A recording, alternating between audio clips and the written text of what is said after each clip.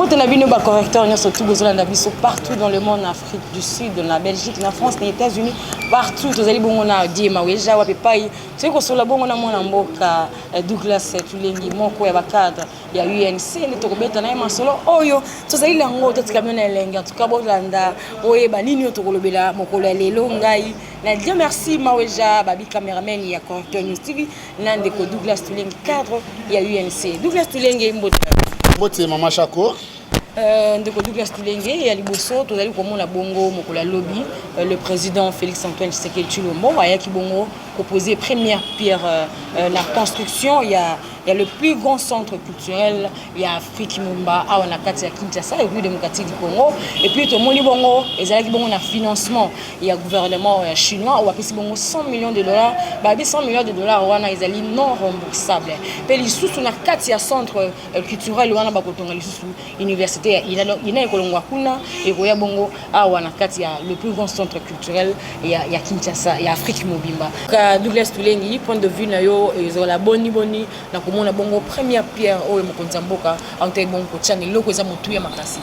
Point de vue na personnellement encourager geste mokonzi mboka sali omoni ko tonga obe centre culturel na Afrique centrale ya munene za nakati ya Kinshasa, ce n'est pas facile. Omoni faut que tala le passé ya bando biso ya dirige mboko yo. Mobutu avait dirigé ce pays pendant 32 ans, tout ça kozwa eloko wana te.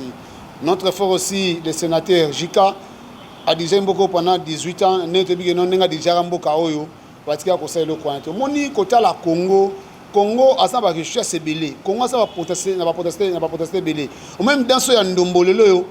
ba ndonso ba nigérien, ba ndona biso ba Cameroun ba ko binango mingi e utana Congo na biso na RDC. Congo musique ezama richesse na biso. Mais to baneko bungisa richesse na biso pe bano pesa ngo valeur te. Mais moi mboka Fachi Beton les raé accompagne noté. Il faut to zongisa elenge musique na biso. Il faut to zongisa ko pesa valeur musique na biso ya ba lomo ya ba lutumba ya ba simaro. De faut zongisa ngondo monument na mboka Fachi. Na ba sorti o asala ki libana mboka tambola ki mingi. Les gens ne convenaient les gens ne pas. Batanga ki ba nombre écoute balobi 59 69 atabi no moko na 8 mois pamba. Mokonza mboka ka ko tambola akena libanda 2 semaines mo matiki mboka atiki kiti ya mokonzi vide et puis balobi sous trésor public nous kita po nini mboka mokonza mboka lingi ko za libanda mboka mingi. Non, donc fait ça mon mboka moi ba démarche mon mboka sali atamboli lelo e boti mbuma parce que diplomatie bon c'est ko faki pendant 18 Kabila na otamba na en Europe te akomeka na quelques pays africains na ko tambola même fatila ko zonga na ko zo pouvoir na e atamboli lelo diplomatie c'est zongi to moni libana mboka ba pesi biso mbongo 1 milliard ezano remboursable et compte na compte à gratuité et là fati atamboli libana mboka to mo pe lelo yo ba neso ba chinois bandimi ba kotonga centre culturel donc to pesi coup de chapeau parce que centre culturel na eza même mbongo et kokote be na mboka na biso so le connaît sili et ko sala 2 ans et demi ba pesi biso 100 millions de dollars et puis 85 millions de dollars eza oyo kokota na kati ya construction et puis 15 millions de dollars zelo ko kokota na kati ya matériel disons oyo kozana na kati ya centre wana et puis université so ina so ekomi place ekozala malamu na kasi mikoleka eza beauté ya mboka eza beauté ya mboka na biso Congo pote ekende liboso. Ndiko mwana mboka Douglas Tulengi na kati kara ya manifestation ya mokola lobi to mona ki bongo député national ya Lamuka na kombo ya Dos Ndombasi ayaki bongo po babi yaza moto ya culture to mona même bato seka yem de organiser ngo mais to mona ki présence na ye tant comme moko ya culture mais aye ko tala bongo grand centre culturel mais azanga ki place ba pesa ki place té parce que loko wana ko boya moto ya culture aye ko sala mambo to ko assister na mambo etali culture ba boya ko tsaye place ya vanda po aza moto ya Lamuka tundeni. Omoni bandeko na nga Lamuka bakosala théâtre ndenge baluka ndeko na ngai esobe balukobe papa na biso oyo ba Congo oyo muyombe gauche bake kosadere parce que bandeko Lamuka bakosala théâtre mais ndeko na nga Nomas soit disant député mais bino bakongola ka mbongo na fayelu pangi na munu madidi na makala bokongola ka mbongo botala Mike Mukibai mais bato ya bazana kana mbongo bokongola Mike Mukibai bokongoli mbongo na kombo ya Mike Mukibai mais lelo bozimbongo na bosumengo lopango na triomphal. Lelo yo kende o se présenter na kombo ya to se na kombo ya culture ya ministère culturel. Donc nous sommes obligés, il faut batou bato mogirayo batou ba circuler. Et puis deuxième des choses, au moins bato ba comprendre été kelelo yo faci aza président bino bokotambola par-ci par-là bozofinga mokonzi ya mboka bokokritike mokonzi ya mboka na contre alamuka me ndeko na biso ofailu ombonenge akende na poto asala meeting na ye soit disant meeting mobo ya pokota meeting azo 100 euros me babo yango banile yango donc ndeko alamu fait comprendre non mokonzi ya mboka eza bese moko faci oyo basali ndombasi il faut comprendre non assez le côté Douglas Tulengi assez le côté donc moto pour y assister face à moto cash ça va monter la muka ko yate pour azali du domaine non mais yata yo finga moto yo aza tant yo critiquer mokonzi ya mboka zo finga boso ba be mokonzi ya mboka ozo son eloko d'intérêt à population non ba doit voter parti ba majorité bi za minorité est-ce ba ba ko sepela et ce que le biso ata YNC base na poste ba cha moto aux intérêts fédéral oyo on peut biso ba résultat en 2023 que bocha mutu moko oyo aza na base solidité aza na base comme intérêt fédéral avec ça au moins que non mais biso ba peut to eloko anté donc eloko basaki ndombasi asibi yango que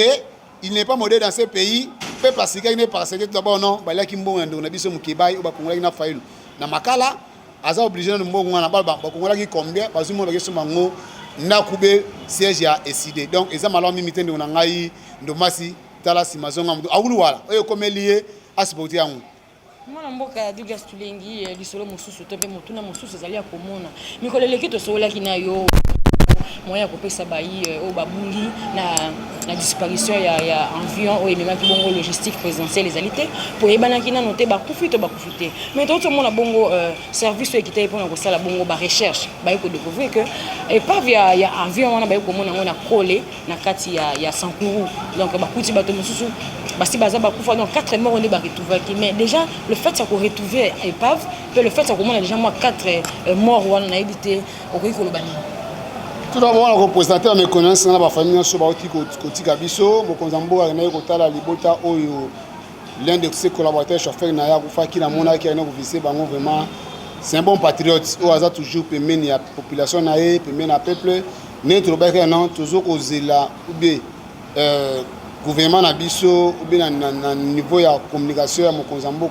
la presse Naya présidentielle, va faire sa position, gouvernement, le bandit, tout le monde, et le Kwana. Avec le loko, et Bungaki, oyo komeli biso eza pas simi comment non avion mokonzambo et ça ma logistique et ça li crash c'est que mokonzambo il faut amega kotala sécurité nae o soki que non supposons que non na kata avion mona mboka fasha la mboka vite caméra mboka ingaki kinapi mboka ingaki esuka donc nous sommes obligés que non mokonzambo ba mega kotala ceinture nae mega kotala makamotali ya logistique vraiment acha bateau basengeli kwa sire vina yo moni même Thomas Sankara oyo akufa tika biso adaka toujours permet la population mais permet la population nga bato basali ka mabega ka entourage na ye de mokonzamboka aza obligé ya koyeba nani basa permet na ye nani bayo ko sala musala ki to mi makasi koleka mais lokwa nous gouvernement na pesi portion te bi nombre de morts ba kufina mte to ko zara gouvernement na biso a pris sa position aloba eza combien ba parce que il y a une grande délégation au bakende mo Mozambique atindaki ba tie commission ma munene ya MONUSCO baza kuna na kati ya na kata province ya Sankuru précisément le territoire ya Kole nde diska aviona et ko ya kinde batene batu ba ko sala audit makasi koleka la prochaine jour to ba non ba peut être résister à malamu makasi ka poto to pesa ba détail nyonso vraiment o esengeli. Mwana mboka Douglas Tulengi so totali bien na maloba ya mokonzamboka na discours na ye wasalaki na meeting kuna na Beni alobaki akotia vina na danger donc olinga kotika même bomo kopesa bomo ina ye pona koluka kimia kota kuna na est mais to moni bongo bakala mingi te ya coalition et kosala entre Uganda, Tanzanie pe Rwanda pona ko benga na ba rebelle ya ADF Nalu pe na ba rebelle ya ya FDLR pardon donc coalition on est kosala pona ko benga na ba rebelle wana koluka kimia kota na mboka mais biteli kanisna yo e kozala boni surtout que ezalaki bongo maloba ya mokonzamboka na meeting na saki kuna na Beni. L'idée à mokonzamboka eza makasi eza très capital koleka très important mi makasi parce que au moni ba union sur la mboka na biso oyo babundela mboka na biso ozui lokola ndeko langa Mamadou qui sonam qui se repose un peu ozui général Bauma bazamo ebele babundela mboka na biso na SNA mutu na senga abimisa mutu pote akota kimia na mboka badona misu balingaka bango te mokonzamboka ide azui ya malo mi makasi oleka mais la kosenga na mokonzamboka na biso vraiment en tant que patriote imboko pe ayeba kotia baya bien na kati ya sécurité na ye parce que soki ala sécurité malamu tokolonga mpe tokee liboso mais komona bapays voisin na biso baza bapays oyo lelo oyo ezali kodéveloppe ozoma mbongo lokola Rwanda lelo oyo bakomi kosala batelefone bakomi kosala mituka bazoi bakolta na biso oyo ya mboka oyo oyo peuple commence kosouffrir nde bazosala biloko wana lelo Bill Gates bako bamilliardaire c'est parce que richesse ya biso ya Congo nde bakokena libana mboka baza kovama na yango bato ko ADF na loi ADF so les rebelles nde mono mobi ba traquer bango banyanga na kata wana nyonso wana faut ba attaquer bango banyokoli biso mingi ezaka peuple oyo azonyo makaka ne bango bazoyiba richesse na biso batonga yango po intérêt na bango donc mokonza mboka azudi malamu yango moi même il faut même sécuriser mokonza mboka eloko ba très profond parce que kozwa mokano genom soki ese ezukimia te yepe akozwa kimia te tingo ese ozwa kimia eza lango eza très profond le mokonza mboka lobi yango moi personnellement na lelaki eza quoi na se souvenir encore na liwa Mamadou Ndala na souvenir na liwa ya Mbunza Mabe na souvenir liwa ya musée balbai ke non que eloko leki mboka na biso eza te fode mboka ezala to chambo na biso liboso donc musée te bon patriote na comprendre pe ndo na biso président Bibi Chilombo aza pe patriote ana chambo na biso donc il faut qui me na SN pour te mboka na biso ekende liboso so qui me côté moi eko voler donc tous obligés que na mboka il faut même à déclarer guerre offensive contre ba rebelle nyonso ça malibana mboka na biso na ba frontière na biso ya toujours peut-être ba congolais na kata mboka na biso o ba s'enrichir mingi na mboka na biso o ba s'enrichir mingi na richesse na biso no moni en collaboration na quelques peuples congolais na quelques citoyens congolais na quelques ba rebelles ba ko supporter ba boma mboka na biso mais ko la mboka mfachi aso décision a besoin asimata sur mokano akili boso ko na eko réussir. Merci mon amour Douglas Tulengi. Là je signale que vous allez bongo cadre ya UNC mon tout nga pezeli ya koloka koyeba Douglas Tulengi balobi mwa ndungu na kati ya UNC nini za koleka kuna. Merci maman pour maintenant na yo biso ata UNC toza malami makasi koleka nungu ezalité mais tozali koyoka parce que moi na kata partenaire biso na ba oyo bakambaki partenaire biso comme les animateurs bakomi bakonzi bakomi ba ministre bakomi ba conseiller mais tout ça koyoka biso ndenge za koka question président ngeno il y a un certain parmi ba député na biso honorable Bertin Mobozi abalingi azala interfédéral ya Villa Richassa mais na remettre na question ndeko na biso Bertin Mobozi aki mutu oyo même sa nomination en 2018 base et contestat kaye les bases de contestat kaye mais ça y pour l'année mais parce que azaki pemeni ya parasité ari pemeni ya base ya pemeni ya INCT ari mutu aki na ba faire na ye privé mais tout le monde peut mettre pouvoir de quoi à INC mais pas passer comme chef de corps il y a jeunesse mais là azaki magui o ça ma kata jeunesse na biso to mona bande ko mingi ya kala o ba bunena président Billy o ba yaki comme les enfants légitimes comme ba soldats na front ndo na biso honorable Bertin Mobozi alonga batwana acha bango mopanzi asaka click o yaye ya ba camarades ya ba massa lisanga ba petit na ye ne ba kumbeli jeunesse na biso avec ça jeunesse avec ça ezana baisse ezana 6 makas kolika mais le bo pesa ye interfédéral miroir ki sasa o moni ki sasa na biso yo ezali oyo ezo influencer des provinces influence ka province ba nundu influence la province ya ba Congo bo pesa ndo na biso oyo azan influence avec sasa te o azan na base te bo pesa interférer avec ça et ça erreur grave au président Zolinga à commettre tout ça la président Vital Kamerhe na la nomination de ce soit parti tala mutunini oyo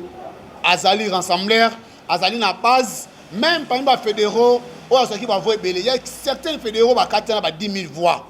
na INC a bazali na l'élection en 2018 ba katana ex battre ba contre ba fédéraux il faut seulement donner quelqu'un qui était suppléant et sur ce lancement de sa commis a commenté fédéral avec ça vraiment président au sein na bino vraiment bochama mai na vert botana na kozala interférer avec ça il y a des compétents au basa na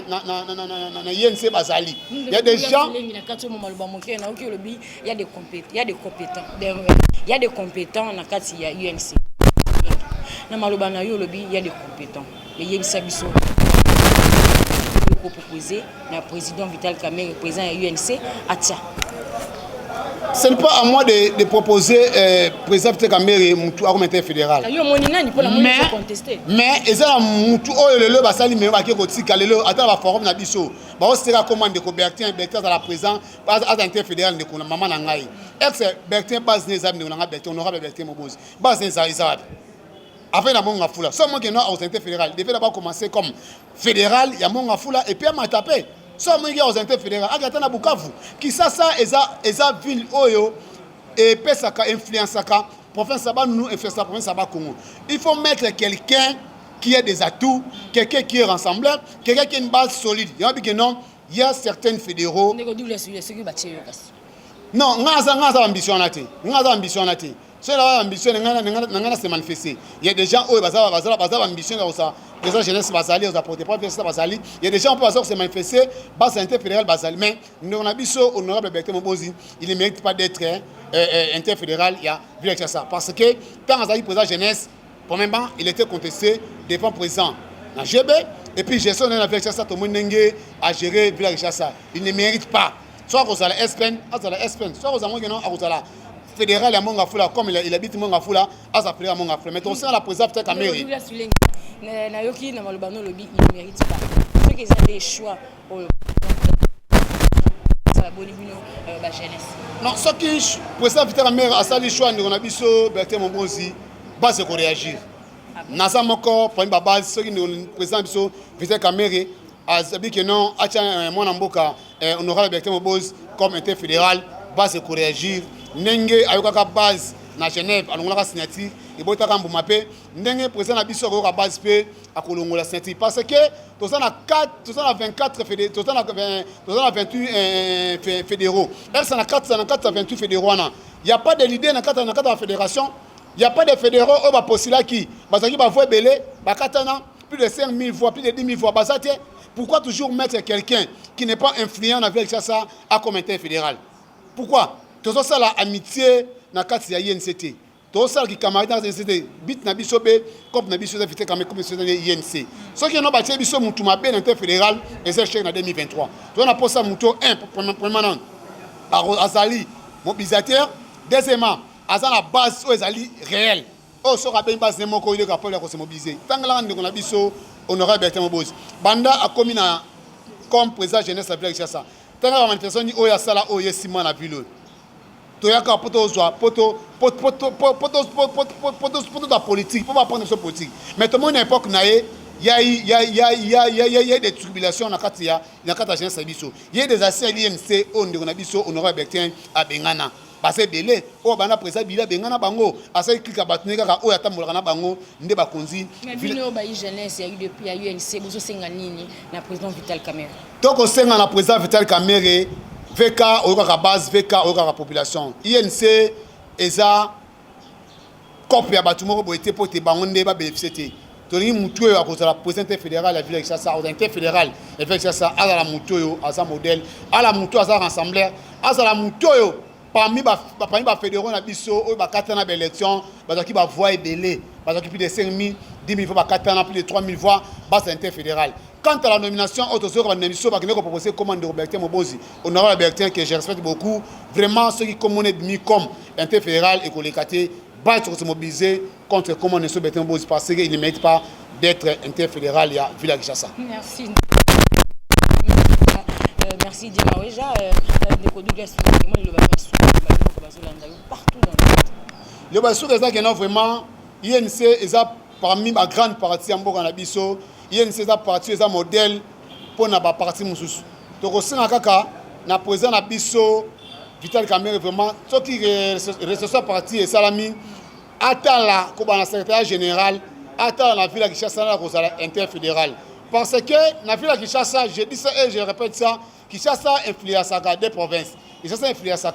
et ça influence ya Bandundu et ça influence ya Bakongo ce boche mutoyo a influencer na ville Kinshasa tous échec, nous avons échec en 2018. Donc on passe en 2023, en 2023, tous les députés provinciaux, tous les députés nationaux de l'INC parce que le représentant de Makas, tous les sénateurs, tous les ministères et bien la compte il y a INC. Yangwana, tous les présentement ay ba côté la bané ba ko animateur ya parti na ville ya Kinshasa to ça on a sentiment te to pesa mutu oyo akopesa biso un plus akopesa biso ba député belé na 2023 pour 25 comme national ville ya Kinshasa. Merci beaucoup. Merci na ba correcteur nyonso tout bozali bongo branché pour na kolanda ba news ya correcteur news TV ya mokolo lelo bino to bozili ba kwa kolanda koza égoïste te tingela balinga mosulia pe yebisa bango ba s'abonner ndenge yo aussi o s'abonner correcteur news TV ya bongo na encore correcteur bino mo boyo ki ndenge to te encore correcteur likolo ya masolo ya grand centre culturel au Mokonza moko te mongo proposé Pierre Tombal o ezali bongo appui ya gouvernement chinois ba pesi 100 millions de dollars na Mokonza mboka Félix Antoine Tshisekedi balobi mbongo wana ezali nango dans le vide ezali bongo kosala vraiment mosala na yango. Merci na bino bozaki libakwa kolanda, merci na Léa Umba, merci na Naomi Samba, merci na Jaël Joujou, merci na Aline Djambe, merci na Baïnion surtout balandaka correcteur news TV, merci na Yves Mandika, merci na papa Yves Mavambou depuis Allemagne, merci du sous na papa Serge Koussanika depuis Balobi Bundesndesuka. Donc merci na bino surtout ngarachou la caramel na linga bino linga kaka bo retenir eloko moko News TV et kaka na encore et puis correcteur News TV ezaka ya bino.